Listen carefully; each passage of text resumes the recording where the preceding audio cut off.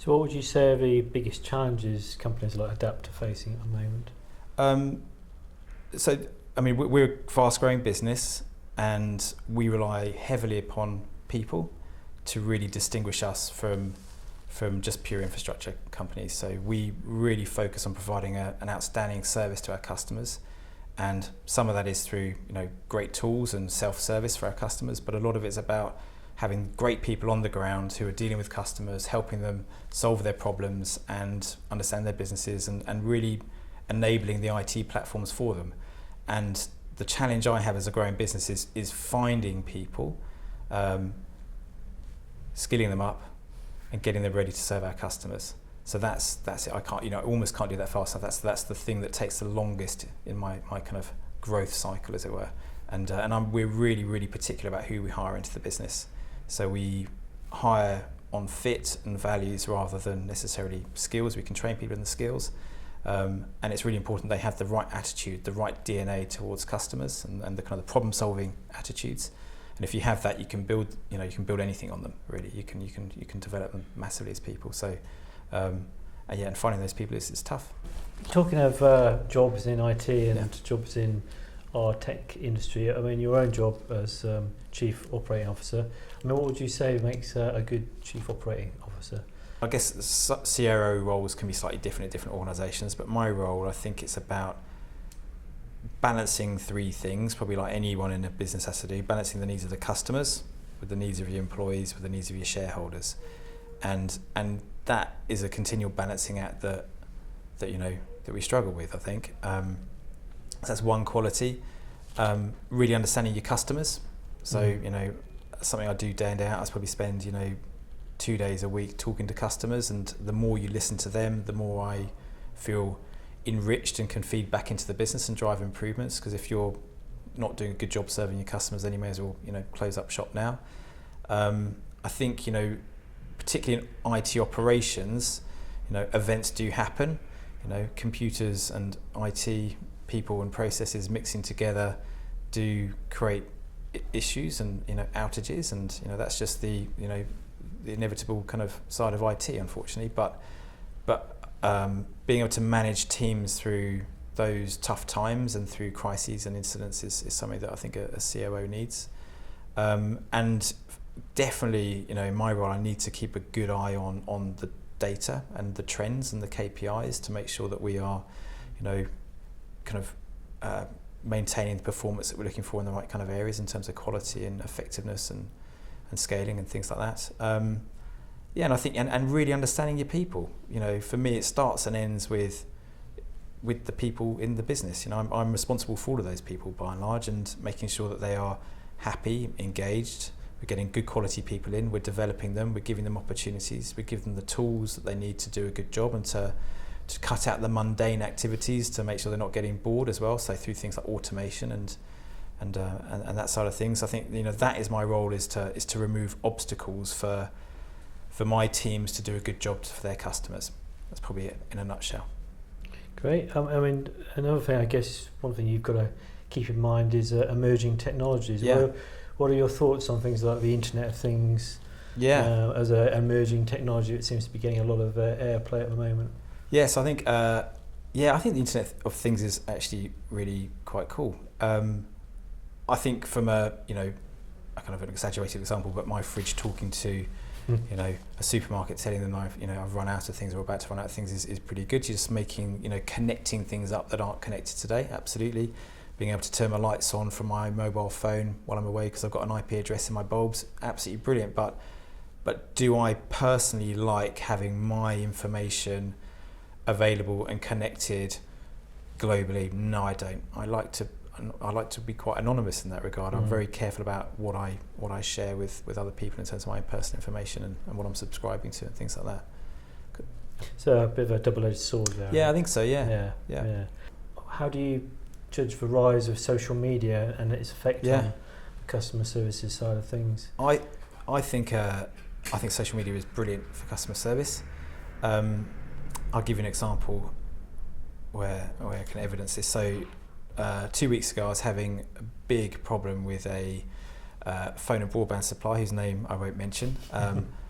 but if you go onto my Twitter account, you can probably find out who exactly it was.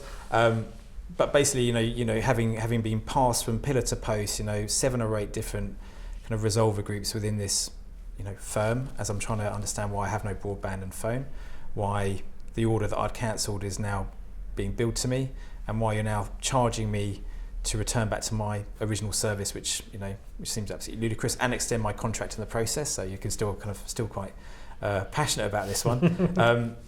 And I was getting nowhere with it. I was told one thing, something else happened. I kept getting moved from group to group or person to person, and I ended up tweeting about it, and got the attention of their head office, and they put me in touch, owned it, put me in touch with someone who could actually solve my problems, and they resolved it, which was absolutely brilliant. So it probably was quite disruptive for them, and they acted probably because they didn't want it to be out there in the ether. But I got the response I was looking for, and I went back and thanked them publicly as well. So that was the way they responded. Actually ended up probably being a bit of good PR for them too. But I think on that hand, it can be really good for the consumer, social media, but also good for the business as well, because they have a different interface with the customer than they had before. The flip side of all of that is that you can get a bad reputation very, very fast through social media, which is quite hard to contain. And you need to have strategies around how and what you're releasing and how you contain certain messages if you have an event or a disaster that impacts a number of customers. It's power to the consumer. I think it's absolutely brilliant for that, and it will drive businesses to deliver better service to their customers, I'm sure of it. Now, I mentioned role models for women in IT, but who are your role models for maybe you getting into this industry? There are definitely some, big role models out there, the likes of Steve Jobs and Bill Gates. And I did some work quite early on in my career with Microsoft, so I had never met him, but I was with people that, were kind of part of the Microsoft whirlwind, and also did some work with Apple quite early on. It was just, really, really cool brands, great technology, and seemed to be pioneering. But more than anything, in terms of role models, I think it's been the people I've worked with, managers that I've had, or leaders that I've worked for, and people in my team as well. I've learned something from almost everybody that I've worked with, and take some of the best bits and try and work on those and become a better leader as a result of it, I think. So looking back at your career, is there anything you do differently now that you have the beauty of hindsight? Oh yeah, definitely, thousands of things. I would have handled hundreds of conversations differently. Conversations where you're trying to develop and encourage people that have worked for you, and it's probably not felt like that as I've been, on the receiving end. So my intentions have been good, but perhaps the delivery hasn't been quite as effective. So loads of things like that, situations with customers that I would have certainly handled differently, perhaps even, been more stronger and more robust at times with customers as well, and that would have benefited them in the long term. But yeah, hundreds and hundreds of things. Yeah, I would have planned better for projects, those projects that overrun, I would go back in time and put some more contingency in it, or not make the mistakes I made. So loads of things, yeah, definitely. Looking forward to the future, I mean, if you were making a prediction of where your particular industry is going at the moment with regarding service management, etc., where do you think we'll be with the next 10 years? What do you think the next big thing will be? As you saw on the previous point, I've got no regrets. So things I'll do differently, but I've got no regrets. I think definitely mobile technology is definitely going to continue advancing. I love the idea of drones buzzing around the city delivering packages. I think that's really cool. Yeah, I think that'd be quite cool. I like the I think things are going to become much more immediate. You see what's going on in China at the moment, and where you get same-day delivery of clothing, and you can try it on and give it back to the motorcycle courier to take back to the shop if it doesn't fit. That sort of thing is happening. So I think it would be far easier to consume, and consumers will have far more choice. And I think that's going to be enabled by lots of technology.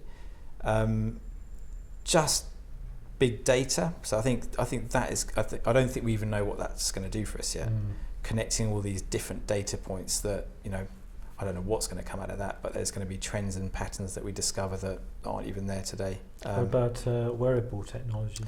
Definitely wearable technologies. So I was with someone last night who had Apple Watch, and we had a good look at that, and was kind of thinking, do I want it? Do I want one yet? I mean, I'm constantly attached to my mobile phone anyway, to the detriment of my kind of relationships and social life. But so I think that's definitely going to happen. You know, I'd actually imagine, we were having the conversation last night, I would imagine there would be implants at some stage where you are just, you know, actions are happening as a result of your thoughts rather than having to use your fingers pressing against an interface. So I should imagine that would be happening at some point. Yeah. And I think, you know, what else? Definitely, I think cars are going to, obviously they're getting much more advanced. I think we're going to see the end of petrol cars in the next 20 years, I should imagine. So, you know, those big kind of petrol guzzling performance cars would be for the kind of the elite. I think, definitely it's all going electric and probably self-drive as well. BCS is quite keen to promote professionalism in the IT sector, because obviously the IT industry is quite a new industry, but unlike things like law and the medical professions where they have their own governing bodies where people can be struck off a register, etc. We don't have anything like that in IT. Do you think we should, or do you think it should be all voluntary codes of practice? What are your thoughts on that? Yeah, I think in principle it's a very good idea. I think it is. I think it's going to be difficult. I mean, things like law are very established. You know, comes from, you know, French and Latin and, you know, ancient, you know, Old English kind of. They're very, very established, aren't they? So they don't change that often. So you've got codes of practice around that, and IT is changing. It's quite fluid, so it might be quite hard or quite a lot to maintain, I think. But, you know, typically in our contracts to our customers, there are best practice references, but who owns that best practice? And, you know, that's for a court of law to decide. So if that's something for BCS to kind of maintain, here are best practices around, you know, these different subjects, that'd probably be a good thing to do. Yeah, give us a benchmark to us, definitely. I mean, we work towards industry standards, but, you know, they're not necessarily IT specific, so it wouldn't be a bad thing.